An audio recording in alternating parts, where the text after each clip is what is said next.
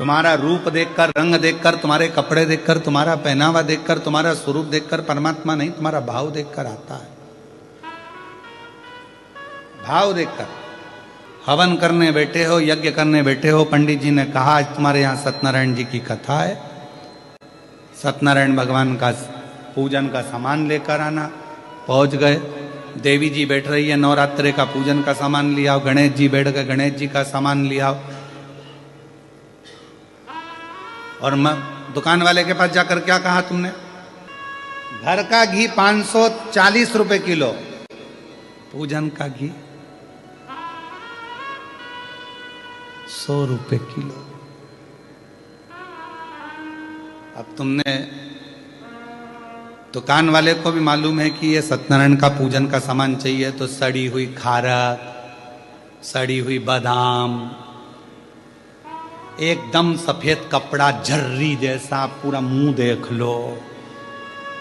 16 मातृ का बनाने का कपड़ा ऐसा झर्री लाल कलर का, किसी काम का नहीं।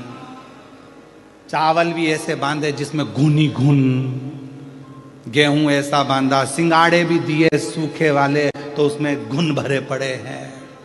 भैया गणेश जी बिठाना है, पूजन का सामान दे देना, पूजन का घी दे देना। देवी जी बैठ रही है, देवी जी के लिए पूजन का घी दे दो। यज्ञ के लिए यज्ञ का घी दे दो।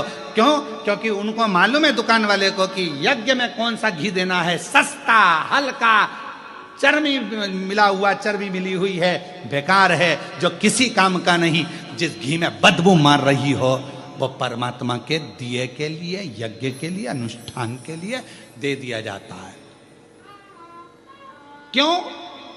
और घर का घी अच्छा, क्योंकि घर के लोग जरा सा भी घी गड़बड़ खा गए, हॉस्पिटल चले गए तो दुकान वाले को बंद कर दिया जाएगा। भगवान थोड़ी ना आके बोल रहा है कि मेरा हल्का घी है।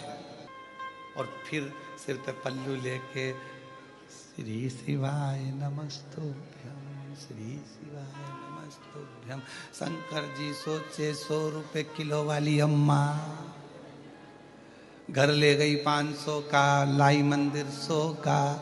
शंकर जी पे मल रही और क्या कह रही, बाबा 25 लाख रुपए अटके पड़े हैं, कहीं से दिलवा दो।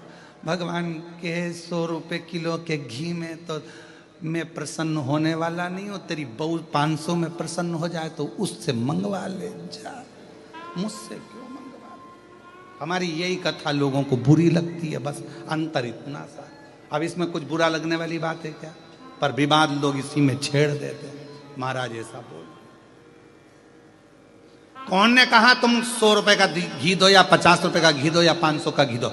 शिव महापुराण तो कह रही है कुछ मत दो, दिल दो ना, पर जैसा तुम खाते हो।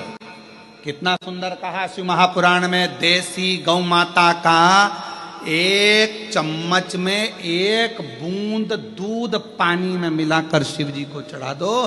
पर केमिकल का दूध, थैली का दूध, डब्बे का दूध, पॉलीथिन का दूध, भैंस का दूध शिव जी को मत चढ़ाओ। जर्सी का दूध शिव जी को मत चढ़ाओ, 1 बूंद चढ़ाओ। शिव जी ने ये थोड़ी ना किया कि तुम मुझको ढेर सारा ला के दो। शंकर भगवान ने कभी कहा कि मुझे घी ला कर दो ढेर सारा? नहीं, तुम्हारे पास हो तो दो, नहीं तो दिल दे दो।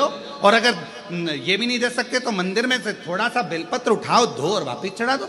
हम तो ये भी नहीं कह रहे कि घर से तुम पानी भर के लाओ, कि लोटा भर के लाओ, कि ये भर के लाओ, कि वो भर के लाओ।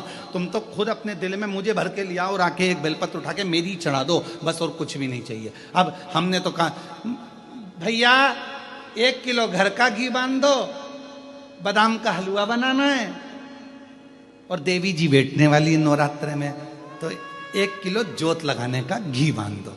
अब जोत लगाने का घी बंधवा लिया, ऐसा घी जोत जला के बैठे कि मच्छर भी नहीं आ रहा। अब मच्छर उस घी के कारण नहीं आ रही, बदबू है। मच्छर ने सोचा कहाँ जाऊं, दूसरी जगह सुसाइड कर लूंगा, पर इसके पास नहीं जाऊंगा। मच्छर भी चला। जब मच्छर ऐसे घी के पास में नहीं आए तो भगवान कैसे आएगा रे? हे बेलूर वालों, 1 चावल का दाना दो पर पूरा दो, भले 1 बूंद घी दो पर अच्छा दो। भगवान कभी नहीं कहेगा कि तू 250 ग्राम चढ़ा कि 1 किलो चढ़ा, अच्छा दीजिए।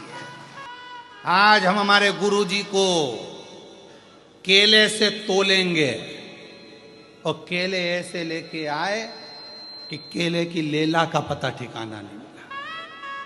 वो केला मालूम पड़े अंदर से दब गया, कछोड़ गया, पूरा केला भी केला, मेरा तो मृत्यु हो चुकी है, अब खाने के लायक ही नहीं बचा, क्या करें। भगवान को चढ़ाया तो ऐसा चढ़ाया, क्या मतलब। नहीं लिखा हमारी पुराणों में, शास्त्रों में कि तुम 10 किलो चढ़ाओ कि 100 किलो चढ़ाओ। पूरी पुराण उठाकर देखना, शिव पुराण में कहीं लिखा हो कि भगवान कह रहे हैं या वेद व्यास जी लिख रहे हैं कि मुझे 10 किलो घी चढ़ाना, कि मुझे दही 1 किलो चढ़ाना, कि 50 किलो मुझे दूध चढ़ाना। कहीं शिव महापुराण के अंदर, लिंग पुराण में, स्कंद पुराण में, कूर्म पुराण में, भविष्य पुराण में, अग्नि पुराण में, पद्म पुराण में, ब्रह्म विवर्त पुराण में, नारद पुराण में, नर्मदा पुराण में, तुम कूर्म पुराण में जितनी पुराण उठाकर देखो, कहीं नहीं लिखा मिलेगा कि भगवान को 100 किलो दूध चढ़ाना कि 101 किलो दही चढ़ाना। बस लिखा है दूध चढ़ाना, लिखा है दही चढ़ाना, लिखा है शहद चढ़ाना, मधु चढ़ाना, पर क्वांटिटी नहीं लिखी। ये नहीं लिखा कि कितना चढ़ाना। भगवान को मालूम है कलयुग बढ़ता चले जाएगा, इस कलिकाल में वेद व्यास जी को मालूम है लोगों के पास में अभाव होगा, नहीं मिलेगी कुछ भाग, तो कम से कम एक बूंद देना, पर शुद्धता का देना, भाव से देना, मैं स्वीकार कर लूंगा। भगवान स्वीकार मत तो ढेरों में ढेर सारा मत दीजिए।